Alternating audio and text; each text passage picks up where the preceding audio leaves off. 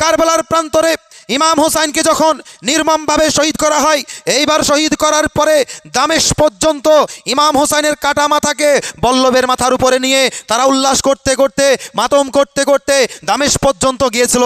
আজকে বর্তমান জামানায় মহরমের যখন চাঁদ উঠে কিছু কিছু এজিদি মার্কা মুসলমান নিজেদেরকে এজিদ প্রমাণ করার জন্য তারা ঢোল নিয়ে বেরিয়ে যায়, মাতম করতে আরম্ভ করে। আপনি বলেন কালকে ইমাম হুসাইনের মাথা নিয়ে তারা মাতম করেছিল, আজকে মহরম মাস পেয়ে ইমাম হুসাইনের স্থানে এরা মাতম করছে, পার্থক্য কোথায়? আরে মানুষ, তোমাদের কাজকর্ম দেখে সবচাইতে নিকৃষ্ট জীব রাস্তার কুকুর সে পর্যন্ত লজ্জাবোধ করবে। তোমরা মহরম মাসে যে কাজকর্মগুলো করো রাস্তার কুকুর সে পর্যন্ত লজ্জাবোধ করবে।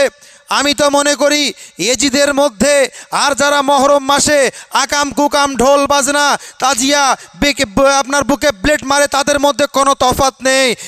মুসলমান বলার উদ্দেশ্য একটাই, এজিদ কালকে কারবালার প্রান্তরে ইমাম হুসাইনকে নির্মমভাবে শহীদ করেছিল, আর এই জামানাতে বর্তমান মুসলমান মহরম মাসে এমন কাজ করছে যে এজিদ শহীদ করেছিল, আর বর্তমান জামানার কিছু কিছু নামধারী মুসলমান সে কাটা গায়ে নুনের ছিটা মারছে, নুনের ছিটা মারছে। কত নেবেন প্রমাণ? আপনি দেখুন তো, কারবালার প্রান্তরে ইমাম হুসাইনকে যখন নির্মমভাবে শহীদ করা হয়, এইবার শহীদ করার পরে দামেস্ক পর্যন্ত ইমাম হুসাইনের কাটা মাথাকে বল্লভের মাথার উপরে নিয়ে তারা উল্লাস করতে করতে মাতম করতে করতে দামেস্ক পর্যন্ত গিয়েছিল। আজকে বর্তমান জামানায় মহরমের যখন চাঁদ উঠে কিছু কিছু এজিদি মার্কা মুসলমান নিজেদেরকে এজিদ প্রমাণ করার জন্য তারা ঢোল নিয়ে বেরিয়ে যায়, মাতম করতে আরম্ভ করে। আপনি বলেন কালকে ইমাম হুসাইনের মাথা নিয়ে তারা মাতম করেছিল, আজকে মহরম মাস পেয়ে ইমাম হুসাইনের স্থানে এরা মাতম করছে, পার্থক্য কোথায়? বলেন পার্থক্য কোথায়? পার্থক্য দেখতে পাওয়া যায় না। তারা উল্লাস করেছিল, এরা উল্লাস করছে। কালকে ইমাম হুসাইনকে নির্মমভাবে শহীদ করার পরে এজিদ বাহিনী গান বাজনা ঢোল বাজিয়েছিল। বর্তমান বাজারে ঢোল বাজাচ্ছে না? বর্তমান বাজারেও তো ঢোল বাজছে। তো আপনি বলেন তাদের মধ্যে এদের মধ্যে তফাৎ কোথায়? আহারে মুসলমান, তোমার এতটুকু দয়া হলো না? এতটুকু মায়া হলো না? এতটুকু চিন্তাধারা তোমার কি জাগলো না? আরে মহরমকে বুঝতে গেলে হাদিস কোরআন তো তুমি সাইডে রাখো, ওটা তো আছেই। বিবেককে প্রশ্ন করো, বিবেককে। তোমার বাড়িতে যদি কোনো মাইয়াত হয় ঢোল বাজাতে পারবা? তোমার সন্তানকে কেউ যদি কতল করে দেয়, জবাই করে দেয়, আর তোমার গলায় ঢোল ভরে দিলাম, বেটা বাজাতে পারবা? কলিজা কেঁপে যাবে, কলিজা কেঁপে যাবে। বাহ!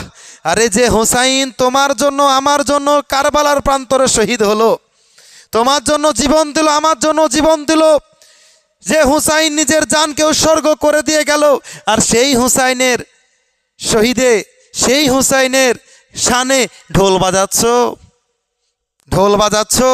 তো তোমার খাতার নাম, তোমার নাম কি এজিদের খাতায় যাচ্ছে না?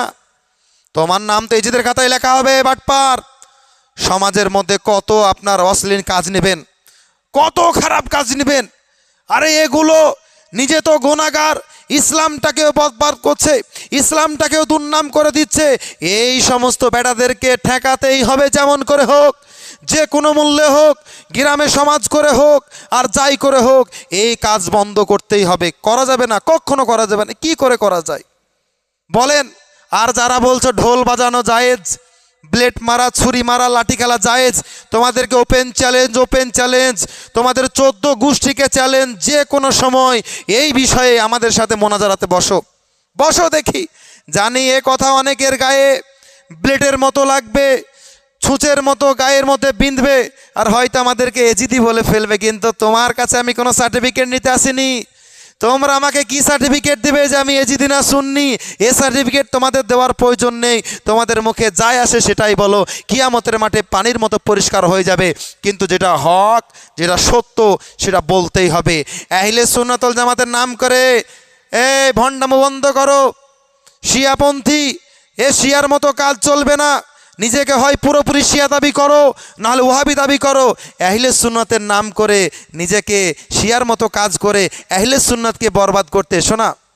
এই আকিদা আহলে সুন্নাত ওয়াল জামাতের আকিদা নয় যে মহরম মাসে ঢোল বাজাবে। এই আকিদা সুন্নিদের নয়, এই আকিদা শিয়াদের আকিদা। তো তুমি কি শিয়ার আকিদা পোষণ করছো নাকি তোমরা? হ্যাঁ, আমি বলবো যে না, এসব কাজকর্ম বন্ধ করতে হবে, তওবাতিল্লাহ করে ফিরে আসতে হবে, নামাজ রোজা করো, মুখে দাড়ি রাখো, ইমাম হোসেন খুশি হবে। আর ঢোল বাজিয়ে বুকে ব্লেড মেরে ইমাম হোসেন খুশি হবে না, ইমাম হোসেন নারাজ হয়ে যাবে।